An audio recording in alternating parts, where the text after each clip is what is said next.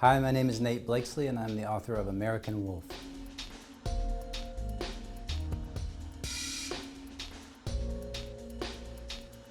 This particular book is about the politics of wildlife management, and specifically it's about how wolves ought to be managed in the West.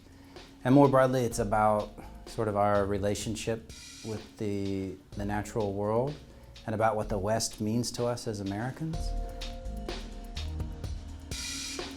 When I was in college, I used to read every E.L. Doctorow book I could get my hands on, especially the ones that were sort of historical fiction, because, I don't know, it just felt like I was in graduate school studying history, but what I really wanted to do was write.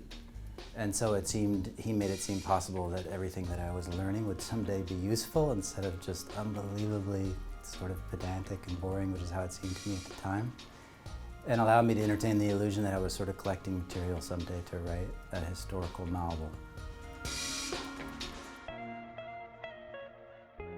Oh, in the 8th grade, maybe, I had an outstanding English teacher, Mrs. Thomas. She told us how to put together a paragraph and then how to put together a story, and it sort of demystified it for me and made it seem like it was a craft rather than something that you sort of had to be born able to do, and that sort of opened up the possibility of being one for me.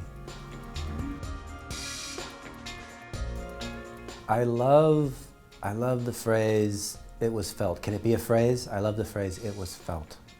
Because my editor at Texas Monthly wrote this hilarious story about a poetry convention that was unwittingly scheduled right after 9/11 happened. And he has this hilarious line in there about how the convention would not be canceled because it was felt that poetry was needed now more than ever, and also it was felt there would be no full refunds. And that made me laugh so hard that I've absolutely stolen that phrase a million times. It was felt both in print and in person, and it still gets laughs. Hopefully right now it's getting one.